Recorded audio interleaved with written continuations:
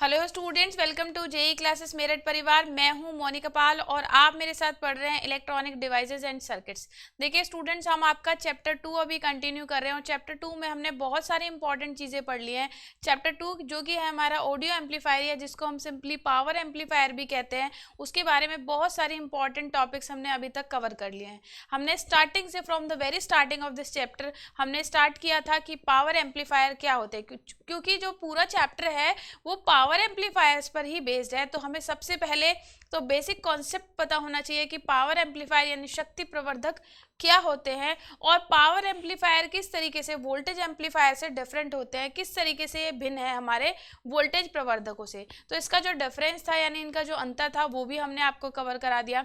साथ ही साथ power amplifier में बहुत ही इंपॉर्टेंट है, छोटा सा टॉपिक है, एग्जामिनेशन के पॉइंट ऑफ व्यू से भी आप इसे जरूर पढ़ लें, जो कि है प्रतिबाधा मिलान यानी कि इम्पीडेंस मैचिंग। पावर एम्पलीफायर के केस में इम्पीडेंस मैचिंग यानी प्रतिबाधा मिलान बहुत ही इंपॉर्टेंट चीज़ होती है, क्योंकि जो हमें पावर है वो मैक्सिमम पावर लोड को डिलीवर करनी होती है। और ऑडियो सिस्टम में मोस्टली हम आउटपुट डिवाइस के रूप में लाउड स्पीकर का यूज़ करते हैं, तो हम चाहते हैं कि जो मैक्सिमम पावर हो लाउड स्पीकर तक पहुंच जाए। तो मैक्सिमम पावर ट्रांसफर थ्योरम के अकॉर्डिंग कंडीशन ये है कि पहली स्टेज और दूसरी स्टेज के बीच प्रतिबाधा मिलान होना अति आवश्यक है, यानी इम्पीडेंस मैचिंग बहुत इंपॉर्टेंट है। तो इम्पीडेंस मैचिंग जो हम करते हैं ट्रांसफार्मर की हेल्प से करते हैं, जिसमें हम क्या करते हैं आउटपुट साइड पे एक स्टेप डाउन ट्रांसफार्मर लगाते हैं जो कि इम्पीडेंस मैचिंग में हमें हेल्प करता है। इसके अलावा बहुत सारे इंपॉर्टेंट टॉपिक जो है आपके सिलेबस के अकॉर्डिंग हम कवर करते चले गए। पिछली क्लास में हमने आपको पढ़ाया था, जो कि बहुत इंपॉर्टेंट हमारा टॉपिक है, वो है पुश पुल एम्पलीफायर। देखिए पुश पुल एम्पलीफायर क्या होता है। पुश पुल एम्पलीफायर टर्म इसका इसलिए नाम पड़ा क्योंकि इसमें हम दो ट्रांजिस्टर लगाते हैं और दो ट्रांजिस्टर इस तरीके से काम करते हैं कि एक ट्रांजिस्टर हमारी पॉजिटिव साइकिल देता है, पॉजिटिव हाफ साइकिल, और दूसरा ट्रांजिस्टर जो कनेक्टेड है वो नेगेटिव हाफ साइकिल देता है। तो इस प्रकार हमें पूरी फुल साइकिल मिल जाती है। हमने कई तरह के एम्पलीफायर का क्लासिफिकेशन पढ़ा, यानी पावर प्रवर्धकों का हमने वर्गीकरण पढ़ा, जिसमें हमने पढ़ा कि अलग अलग क्लास के एम्पलीफायर्स होते हैं। जैसे कि हमने क्लास ए एम्पलीफायर पढ़ा, क्लास बी एम्पलीफायर पढ़ा, इसी तरह से क्लास ए बी एम्पलीफायर पढ़ा और क्लास सी एम्पलीफायर पढ़ा। तो मोस्टली मैंने आपको बताया था कि हम पावर एम्पलीफायर के रूप में class A, class B, class A B amplifier का यूज़ करते हैं। और क्लास ए एम्पलीफायर जो है उसकी खासियत यह है कि हमें आउटपुट पे फुल साइकिल तो मिलती है, यानी हमें विरूपण तो कम मिलता है, डिस्टोर्शन तो कम मिलता है, लेकिन इसका एफिशिएंसी बढ़िया नहीं होता।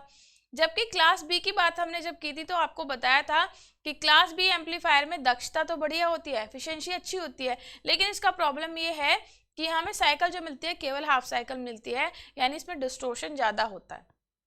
तो इस प्रॉब्लम को दूर करने के लिए, क्लास बी में जो डिसएडवांटेज था उसको दूर करने के लिए, यानी फुल साइकिल प्राप्त करने के लिए हमने क्या करा, दो ट्रांजिस्टर स्टेज लगा दी, दो ट्रांजिस्टर को आपस में कनेक्ट कर दिया और कुछ इस तरीके से कनेक्ट करा कि एक ट्रांजिस्टर हमारा क्या है पॉजिटिव हाफ साइकिल प्रोवाइड करेगा आउटपुट पे, और दूसरा साइकिल हमें नेगेटिव साइकिल जो है वो दूसरे ट्रांजिस्टर से मिल जाता है।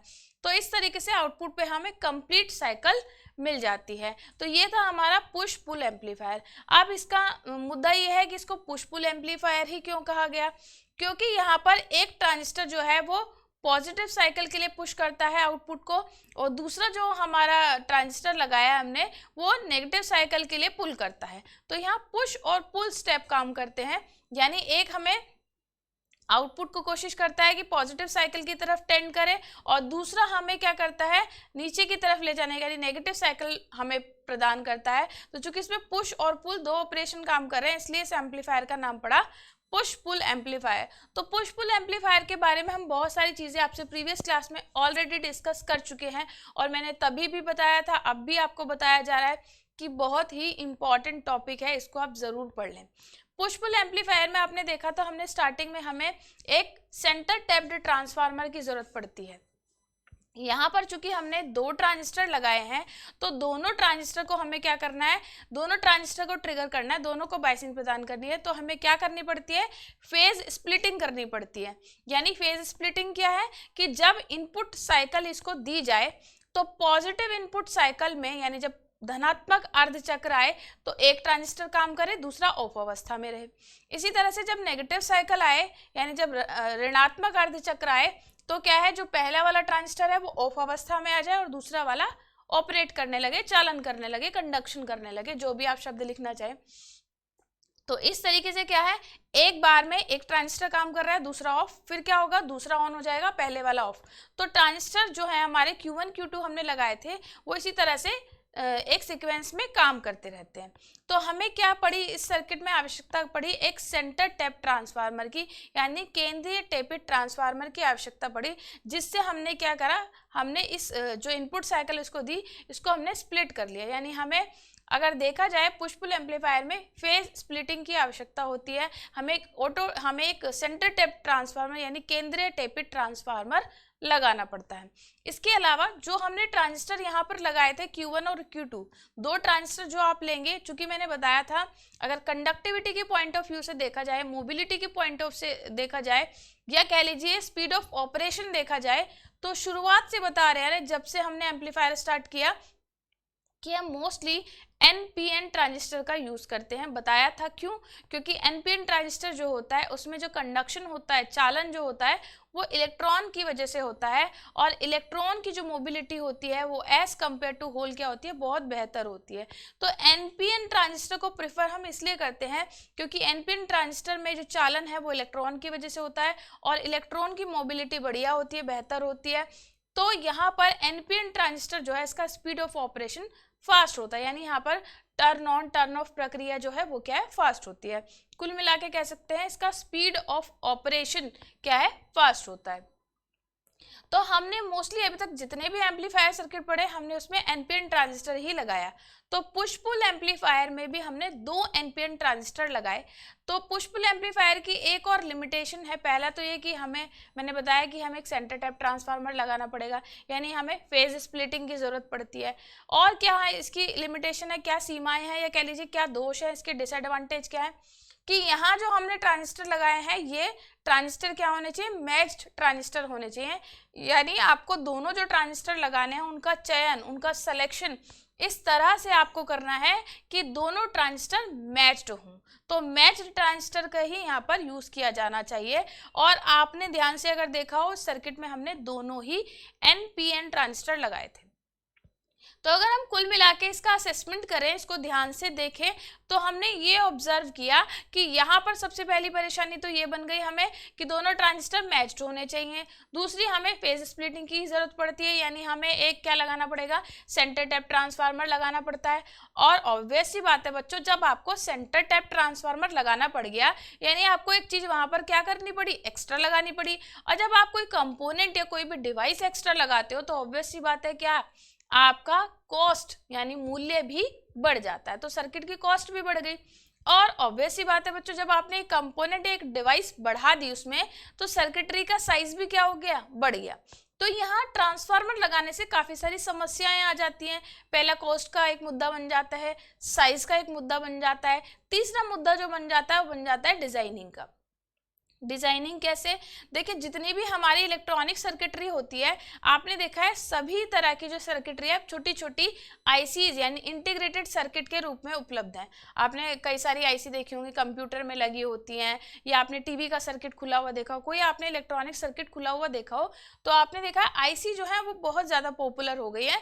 क्योंकि आईसी की खासियत है कि आप बड़े से बड़ा सर्किट भी छोटी सी सेमीकंडक्टर चिप पर ही बना सकते हो। लेकिन आईसी की लिमिटेशन ये होती है कि आईसी पर आप ट्रांसफार्मर की डिजाइनिंग नहीं कर सकते। तो चूंकि जो पुश पुल एम्पलीफायर था उसमें किसकी जरूरत पड़ती है, एक ट्रांसफार्मर लगाने की जरूरत पड़ती है, यानी सेंटर टैप ट्रांसफार्मर उसमें हमें लगाना पड़ता है।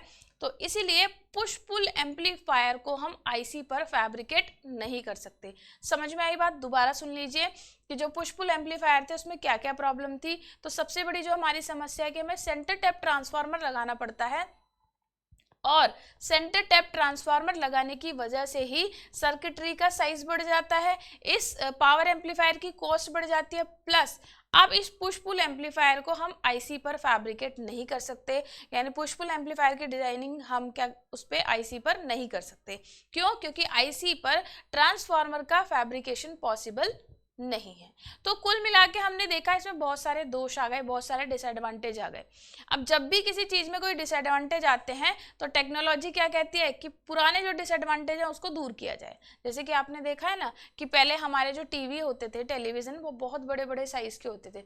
इतना बड़ा टीवी होता था कि उसको उठाने के लिए भी 2 लोगों की जरूरत पड़ती थी। प्लस आपने देखा हो कि चैनल चेंज करना होता था तो आपको नॉब घुमाना पड़ता था। तो क्या हुआ, टेक्नोलॉजी का एडवांसमेंट हुआ तो क्या हो गया, साइज छोटा हो गया टीवी का। कलर टीवी आए, ब्लैक एंड व्हाइट से कलर टीवी आए, कलर का साइज भी छोटा हो गया। फिर आप देख रहे हैं अब आपका एलसीडी आया, अब आप देख रहे हैं एलईडी आ गए। तो साइज क्या होता जा रहा है, कम होता जा रहा है। और टेक्नोलॉजी का जैसे जैसे एडवांसमेंट होता जा रहा है तो पुराने जो दोष है उनको दूर करने की कोशिश की जाती है। टेक्नोलॉजी का मतलब ही है। तो यहाँ पर भी क्या हुआ, ये जो पुश पुल एम्पलीफायर था इसके डिसएडवांटेजेस को या जो उसमें लिमिटेशंस हमें फेस करनी पड़ रही थी, जो सीमाएं इसके अंदर आ रही थी, उनको दूर करने के लिए एक नया तरीका खोजा गया। तो नया जो एम्पलीफायर यहाँ पर आया उसको हमने कहा पूरक सममिति शक्ति प्रवर्धक, यानी कि कॉम्प्लीमेंट्री सिमेट्री पावर एम्पलीफायर। अब आज हम जो बात करेंगे इसी के बारे में बात करेंगे कि कॉम्प्लीमेंट्री सिमेट्री एम्पलीफायर क्या है। देखिए, जब भी हम कोई टेक्निकल टर्म पढ़ते हैं, मैं हमेशा बोलती हूँ ये बात कि उस टेक्निकल टर्म का मीनिंग उसी में आप ढूंढने की, थोड़ा सा तलाशने की कोशिश किया करें।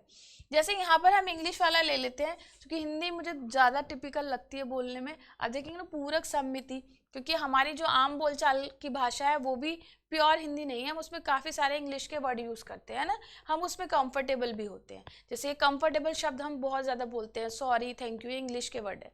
तो अगर टेक्निकल टॉपिक्स की बात करें उसमें भी इंग्लिश ज़्यादा कन्वीनियंट होती है।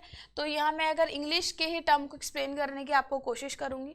जैसे complementary symmetry power amplifier. Complementary symmetry amplifier जो है, यहाँ पर पहला शब्द जो देख रहे हैं हम कॉम्प्लीमेंट्री है। कॉम्प्लीमेंट्री का मतलब होता है जब क्या हो, एक दूसरे के पूरक। यहाँ कॉम्प्लीमेंट्री का मतलब क्या है, पूरक। पूरक का मतलब होता है कि अगर जैसे हम दिन रात की बात करें तो दिन और रात एक दूसरे के क्या है, पूरक है, एक साथ दोनों नहीं हो सकते।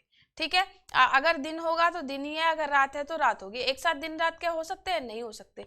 तो कॉम्प्लीमेंट्री का मतलब है जो एक दूसरे के विपरीत हो, जो घटनाएं एक साथ नहीं हो सकती। और सिमेट्री सममिति यानी एक समान। सिमेट्री या सममिति का मतलब होता है एक समान। जैसे कि अगर हम अपनी इमेज मिरर में देखते हैं तो जो हमारी इमेज एक्चुअल होती है उसका सिमेट्री इमेज बिल्कुल हमें किस में दिखाई देता है, मिरर में दिखाई देता है, एक समान जो होता है। तो यहाँ पे कॉम्प्लीमेंट्री सिमेट्री से मतलब है कि यहाँ हमने कुछ ऐसा अरेंजमेंट कर दिया, अब हमने 2 एनपीएन ट्रांजिस्टर नहीं लगाए, बल्कि क्या कर दिया, पुश पुल एम्पलीफायर में थोड़ा सा चेंज करके हमने ये देखा, ये सर्किट देखिए मैंने बना भी रखा है कि हमने क्या करे, 2 ट्रांजिस्टर लगाए, एक पीएनपी ट्रांजिस्टर लगाया और एक एनपीएन ट्रांजिस्टर लगाया, यानी अब 2 अलग अलग ट्रांजिस्टर लगाए। अब देखिए दोनों अलग ट्रांजिस्टर है, एक पीएनपी है और एक एनपीएन, तो ऑब्वियसली दोनों एक दूसरे के वैसे ही अपोजिट हो गए।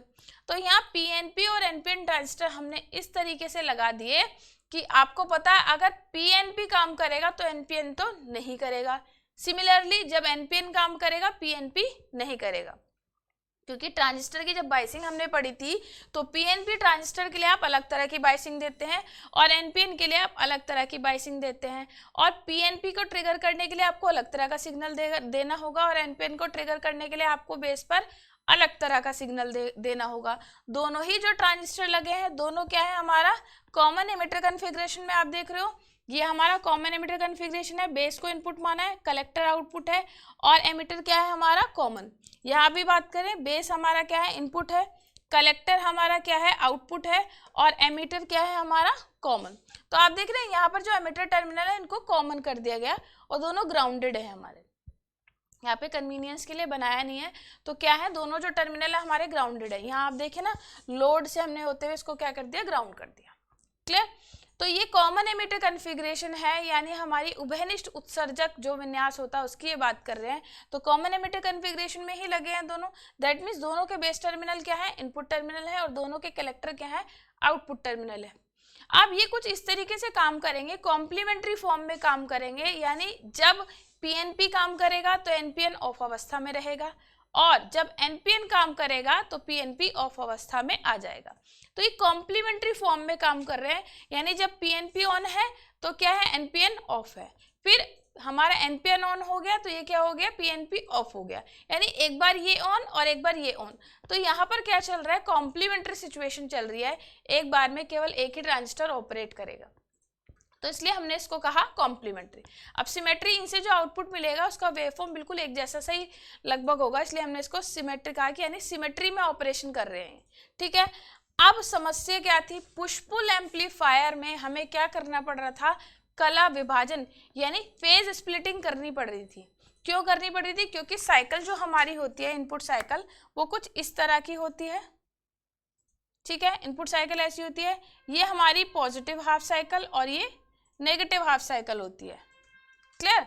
तो पॉजिटिव हाफ साइकिल और नेगेटिव हाफ साइकिल के लिए क्या होता था, अब जैसे ही पॉजिटिव हाफ साइकिल आती थी हमारी, चूंकि दोनों ही ट्रांजिस्टर हमारे क्या है, NPN प्रकार के होते थे, तो दोनों ऑपरेट हो जाएंगे तो प्रॉब्लम वाली बात हो जाएगी। तो हम क्या करते थे, फेज स्प्लिटिंग करते थे, यानी एक बार में एक ही ट्रांजिस्टर हमारा ऑन होना चाहिए। लेकिन यहाँ क्या, यहाँ चूंकि दोनों ट्रांजिस्टर एक दूसरे से भिन्न है, तो क्या होगा, जैसे ही पॉजिटिव साइकिल आएगी उस समय केवल Q1 काम करेगा, क्योंकि Q1 का जो हम देख रहे हैं, हमारा Q1 का बेस जो है वो इनपुट से कनेक्टेड है, सिमिलरली Q2 का बेस भी हमारा इनपुट से कनेक्टेड है। तो जैसे ही, चूंकि ये क्या है NPN, तो यहाँ पर ये N, ये P और ये N, ये कन्फिग्रेशन में अगर हम जाएं, डिटेल में जाएंगे तो बहुत डीप हो जाएगा टॉपिक, तो मैं आपको शॉर्ट में समझाने की कोशिश कर रही हूँ। यहाँ पर ये NPN 3 लेयर होती है ट्रांजिस्टर में हमारी, जो एमिटर बेस कलेक्टर जो तीनों परतें होती हैं। तो जो बेस परत है यहाँ, चूंकि NPN है तो बेस परत कैसी है, P टाइप, और एमिटर परत कैसी है, N टाइप, और कलेक्टर परत भी कैसी है, N टाइप। अब आपको जब हमने कॉमन एमिटर कन्फिग्रेशन समझाई थी, तो इनपुट कहाँ दी जाती है, बेस और एमिटर के मध्य। तो आप देखिए बेस कैसी होगी, P यानी पॉजिटिव, और हमारी एमिटर परत कैसी होगी, N यानी कि N टाइप नेगेटिव। तो अगर आपको Q1 को ऑपरेट कराना है तो साइकिल जैसे ही पॉजिटिव साइकिल आएगी, पॉजिटिव साइकिल आने का मतलब है कि बेस को क्या मिलेगा, धनात्मक, और एमिटर को क्या मिलेगा, ऋणात्मक। अब बेस परत कैसी है, P टाइप, तो P को किससे जोड़ दिया, पॉजिटिव को, और एमिटर परत कैसी है हमारी N टाइप, उसको किससे जोड़ दिया, नेगेटिव से। तो क्या होगा, ये हमारा काम करना शुरू कर देगा, क्योंकि आप जानते हैं इनपुट जब आपकी जैसे ही फॉरवर्ड बायस हो जाएगी तो ट्रांजिस्टर काम करने लगेगा। अब इसी कंडीशन में इसको मैं यहाँ मार्क भी कर देती हूँ, ये क्या है, NPN। इसकी बात करें, ये क्या है, PNP। समझ में आ रहा है ना आपको, तीनों परतें मैंने बना दी। तो जैसे ही पॉजिटिव साइकिल आई तो बेस किससे जुड़ा है, पॉजिटिव से, तो ये क्या हो जाएगा, Q1 चालन करने लगेगा। दूसरी तरफ अगर हम दूसरे ट्रांजिस्टर की बात करें, Q2 की, अब Q2 कौन सा है, PNP टाइप है, ठीक है। PNP टाइप में जो N परत है वो किससे जुड़ी है, पॉजिटिव से, क्योंकि पॉजिटिव साइकिल आई शुरुआत में, और जब हमारा जो N क्षेत्र है वो पॉजिटिव से जुड़ा होता है, दैट मीन्स ये क्या हो गया, रिवर्स बायस हो गया, तो ये क्या रहेगा, ऑफ। तो जैसे ही पॉजिटिव साइकिल आएगी उस समय Q1 क्या रहेगा, ऑन, और Q2 क्या रहेगा, ऑफ, ठीक है। तो जो हमें आउटपुट पे, ये हमने क्या बनाया है, इसका इनपुट, और अगर हम आउटपुट का ड्रॉ करें तो यहाँ हमें पल्स मिलनी शुरू हो जाएगी, किसकी वजह से, Q2 की वजह से, इस समय सॉरी Q1 की वजह से। इस समय क्या होगा, Q1 चालन करेगा, यानी Q1 कंडक्ट करेगा, क्लियर। अब जैसे ही सेकंड जो हमारी दूसरी साइकिल आती है, दूसरी हाफ साइकिल, वो क्या होती है, नेगेटिव, और नेगेटिव होते ही पोलैरिटी बदल जाएगी। अब यहाँ पर हमारा ये टर्मिनल हो जाएगा नेगेटिव, अभी नेगेटिव होएगा, और विद रिस्पेक्ट टू क्या है, ग्राउंड, क्योंकि एमिटर किससे जुड़ा है, ग्राउंड से, तो ये नेगेटिव हो गया हमारा। जैसे ही नेगेटिव साइकिल आएगी अब सिचुएशन बदल जाएगी, Q2 आपका ऑफ हो जाएगा और Q1 आपका ऑफ हो जाएगा। इस अवस्था में यहाँ पे लिख देती हूँ, Q1 क्या हो जाएगा, ऑफ, और Q2 ऑन। तो हमें फिर से एक साइकिल मिलेगी, किसकी वजह से, Q2 की वजह से, क्योंकि Q2 क्या कर रहा है, चालन कर रहा है। तो आपने देखा ये कॉम्प्लीमेंट्री काम कर रहे हैं। जैसे ही पॉजिटिव साइकिल आई तो क्या हुआ, Q1 ऑन हो गया, Q2 ऑफ अवस्था में रहा। जैसे ही नेगेटिव साइकिल आई सिचुएशन बिल्कुल बदल गई, कॉम्प्लीमेंट्री हो गई, यानी Q1 अब क्या हो गया, ऑफ अवस्था में आ गया, और Q2 ऑन हो गया। यानी एक पॉजिटिव साइकिल जो हमें आउटपुट पे मिल रही है वो Q1 की वजह से, और दूसरी जो नेगेटिव साइकिल हमें मिल रही है वो हमें Q2 की वजह से मिल रही है। तो यहाँ पर Q1 और Q2 क्या कर रहे हैं, कॉम्प्लीमेंट्री अवस्था में काम कर रहे हैं, यानी दोनों एक दूसरे के पूरक काम कर रहे हैं, इसलिए हमने इसको कहा कॉम्प्लीमेंट्री पावर एम्पलीफायर। और जो आउटपुट मिल रही है एक दूसरे के सिमेट्री में मिल रही है, तो यहाँ हमने इसको कहा complementary symmetry power amplifier. Clear.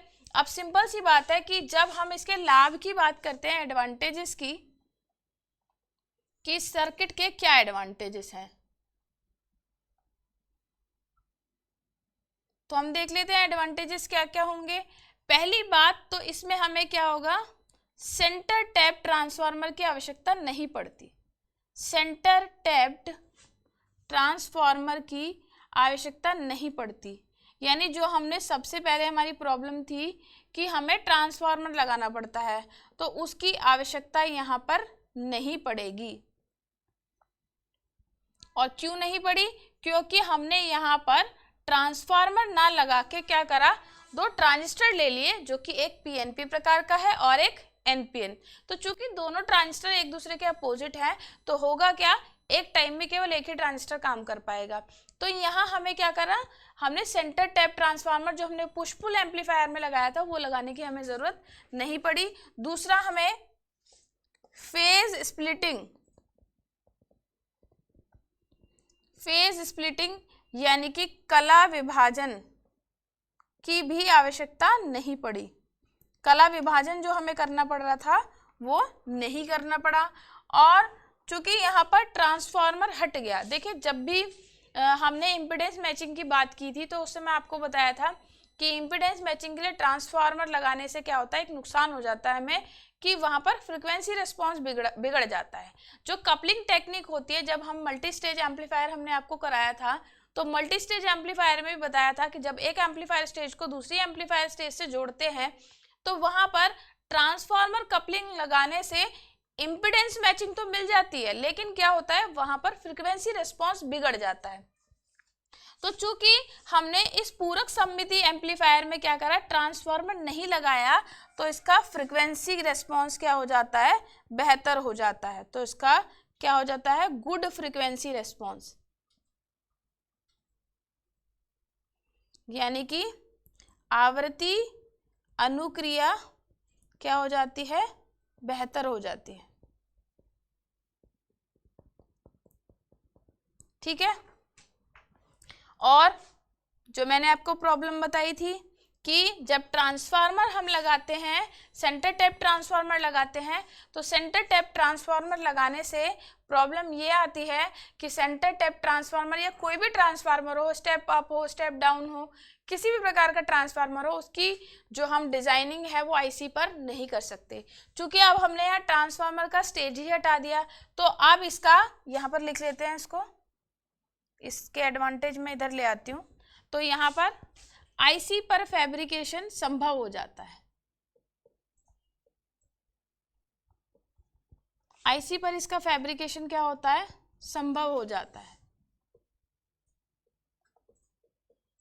बाकी और तो एडवांटेज आप जानते ही हैं, क्या कि एक तो जब हमने ट्रांसफार्मर स्टेज हटा दी तो हमारा मूल्य यानी कॉस्ट भी क्या हो जाएगा, पहले से कम हो जाएगा क्योंकि ट्रांसफार्मर स्टेज हटा दी।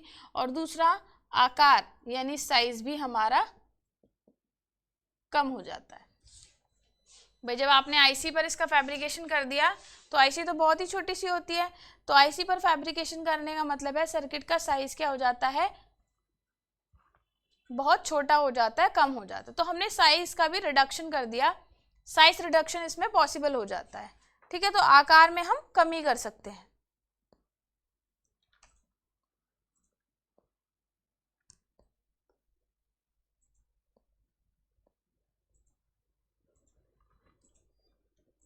ठीक है, ये हमने बात कर ली इसके लाभ क्या हैं, इसके एडवांटेजेस क्या हैं। फिर से देख लीजिए क्या बात हम कहना चाह रहे थे कि जो पुश पुल एम्पलीफायर होता है, पुश पुल एम्पलीफायर में हम 2 ट्रांजिस्टर लगाते हैं और दोनों ट्रांजिस्टर एनपीएन ट्रांजिस्टर होते हैं। चूंकि दोनों ट्रांजिस्टर को हमें इस तरीके से ऑपरेट कराना है कि एक पॉजिटिव साइकिल हमें एक ट्रांजिस्टर से मिले और नेगेटिव साइकिल हमें दूसरे ट्रांजिस्टर से मिले, तो इसके लिए यहाँ में फेज स्प्लिटिंग यानी कला विभाजन की आवश्यकता होती है। और कला विभाजन करने के लिए, फेज स्प्लिटिंग करने के लिए हम सेंटर टैप ट्रांसफार्मर का यूज करते हैं। सेंटर टैप ट्रांसफार्मर लगाने से होता ये था कि पहले बार Q1 काम करता था, Q2 ऑफ रहता था, और फिर जब दूसरी साइकिल हमें लेनी होती तो Q1 ऑफ हो जाता था और Q2 हमारा ऑन अवस्था में आ जाता। तो हमें क्या होता था, पूरी साइकिल तो मिल गई, पॉजिटिव साइकिल Q1 की वजह से मिल गई और नेगेटिव साइकिल Q2 की वजह से मिल गई। लेकिन प्रॉब्लम ये आती थी कि चूंकि यहाँ फेज स्प्लिटिंग करने की ज़रूरत पड़ी और हमने देखा कि जैसे हमने फेज स्प्लिटिंग की ज़रूरत हमें वहाँ पर आन पड़ी, तो हमने क्या लगाया है, एक सेंटर टैप ट्रांसफार्मर लगाया, जिसकी वजह से सर्किट का साइज बढ़ गया, सर्किट की कॉस्ट बढ़ गई, प्लस इस सर्किट को अब आईसी पर फैब्रिकेट करना पॉसिबल नहीं रहा, क्योंकि ट्रांसफार्मर की डिज़ाइनिंग या फैब्रिकेशन आईसी पर पॉसिबल नहीं है।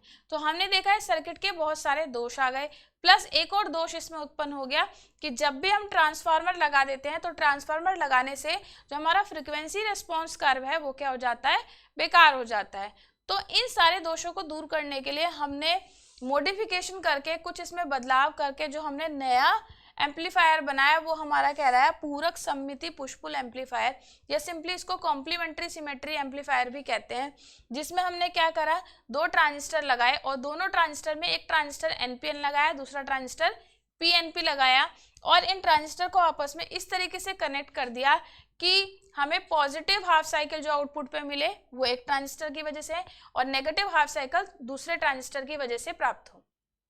चूंकि यहाँ पर एक बार में केवल एक ही ट्रांजिस्टर काम करेगा, यानी एक बार Q1 काम करेगा, Q2 ऑफ रहेगा, और दूसरी अवस्था में Q2 काम करेगा, Q1 ऑफ अवस्था में रहेगा, तो और आउटपुट जो मिलती है दोनों से हमें समान मिलती है, तो इसलिए हम इसको कॉम्प्लीमेंट्री सिमेट्री पावर एम्पलीफायर कहते हैं।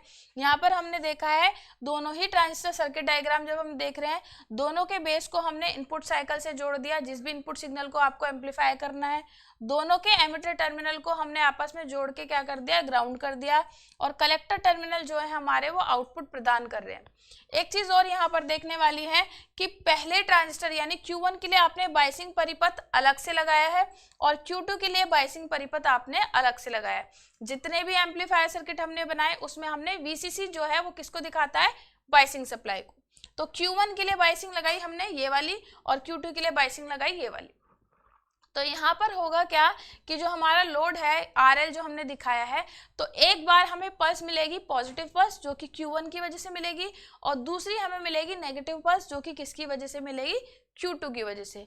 तो जैसे ही हम यहाँ पे हम इसके वेवफॉर्म को समझ सकते हैं कि जैसे ही पॉजिटिव साइकिल आएगी, इनपुट पर हमने क्या दी, पॉजिटिव साइकिल, आपको बताया था साइन से भी पता लग रहा है कि ये जो है कैसा सिग्नल है, एसी सिग्नल।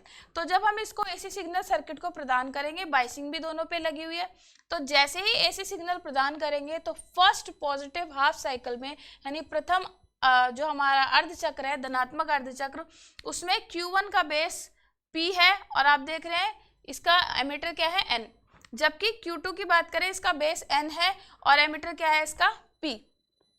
तो यहाँ पर क्या होगा, Q1 चालन अवस्था में आ जाएगा यानी Q1 ऑन होगा और Q2 क्या रहेगा, ऑफ अवस्था में रहेगा। तो Q1 की वजह से आउटपुट पर आपको एक पॉजिटिव पल्स प्राप्त हो जाएगी। ऑन दी अदर हैंड अगर हम नेगेटिव साइकिल की बात करें, जैसे ही नेगेटिव साइकिल आती है इनपुट की तो क्या हो जाता है, सिचुएशन ठीक बदल जाती है, कॉम्प्लीमेंट्री हो जाती है, तब Q1 ऑफ अवस्था में आ जाता है और Q2 क्या आता है हमारा ऑन अवस्था में आ जाता है, और हमें आउटपुट पे फिर से एक साइकिल प्राप्त होती है जो कि कैसी होती है, नेगेटिव, जो किसकी वजह से प्राप्त होती है, Q2 की वजह से।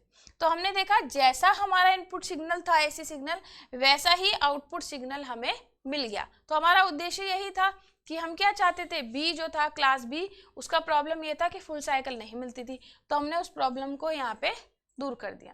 अब जो पुश पुल एम्पलीफायर के दोष थे उनको अगर हम उससे कंपेयर करें तो हमारे कॉम्प्लीमेंट्री सिमेट्री के बहुत सारे एडवांटेज हैं। आप देख पा रहे हो कि इसमें सेंटर टैप ट्रांसफार्मर यानी केंद्रीय टेपित ट्रांसफार्मर की आवश्यकता नहीं पड़ती, फेज स्प्लिटिंग यानी कला विभाजन करने की जरूरत नहीं पड़ती। दूसरा, इसका आवृत्ति अनुक्रिया बेहतर हो जाता है, फ्रीक्वेंसी रिस्पॉन्स इसका बढ़िया हो जाता है। आईसी पर फैब्रिकेशन पॉसिबल हो जाता है क्योंकि ट्रांसफार्मर की नीड अब हमें नहीं है। दूसरा, कॉस्ट हमारी क्या हो जाती है, कम हो जाती है, और आकार भी क्या हो जाता है, कम। इसको ऐसे लिख देते हैं। अब इसके दोष या डिसएडवांटेज दो हैं।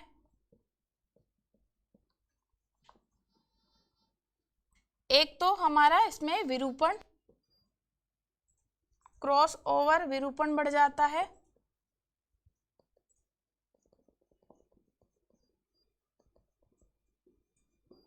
और हमें 2 बाइसिंग की जरूरत पड़ती है, 2 बाइसिंग सप्लाई लगानी पड़ती है।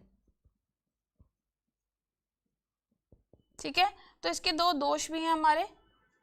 तो मोर ओवर अगर देखें तो हमने पुश पुल एम्पलीफायर के बहुत सारे जो डिसएडवांटेज थे, जो हमारे लिए एक बहुत बड़ी समस्या थी, उनको हमने दूर कर दिया with the help of complementary symmetry power amplifier. ठीक है स्टूडेंट्स, इसको नोट कर लीजिए आप। तो ये जो था हमारा चैप्टर 2 बच्चों यहीं पे खत्म होता है। चैप्टर 2 का लास्ट टॉपिक था। ये टॉपिक भी इंपॉर्टेंट है, इसको आप देख लेना क्योंकि ये पुश पुल एम्पलीफायर का ही सुधरा हुआ रूप है, और यूनिट में भी हमारा जो बोर्ड के सिलेबस के अकॉर्डिंग दिया हुआ है उसमें लास्ट टॉपिक है। तो हमारा आज जो यूनिट है या कह लीजिए चैप्टर 2 यहीं पे खत्म होता है। अगली क्लास में स्टूडेंट्स हम आपको बताएंगे कि चैप्टर 3 के बारे में। चैप्टर 3 जो कि है फीडबैक एम्पलीफायर। तो फीडबैक एम्पलीफायर को समझने से पहले हमें यही समझना बहुत जरूरी है कि फीडबैक क्या होता है, क्योंकि ये आपके लिए नई टर्म है। तो फीडबैक क्या है, कितने प्रकार के होते हैं, ये हम अगली क्लास में डिस्कस करेंगे। तो आज की क्लास को स्टूडेंट्स यहीं पे खत्म करते हैं। अगली क्लास में चैप्टर 3 के साथ आपसे जल्दी मिलेंगे। आप सभी जानते हैं स्टूडेंट्स हमारा official application JE classes Meerut के नाम से प्ले स्टोर पर अवेलेबल है। तो आप अपने साथियों को, दोस्तों को इसके बारे में ज़्यादा से ज़्यादा शेयर कीजिए ताकि वो बच्चे भी इसका फ़ायदा उठा सके। तो क्लास को यहीं पे एंड करते हैं, अगली क्लास में आपसे जल्दी मिलेंगे। तब तक आप रेगुलर पढ़ाई करते रहिए और इसी तरीके से रिवीजन भी ज़रूर करते रहिए। Thank you so much. जय हिंद, जय भारत।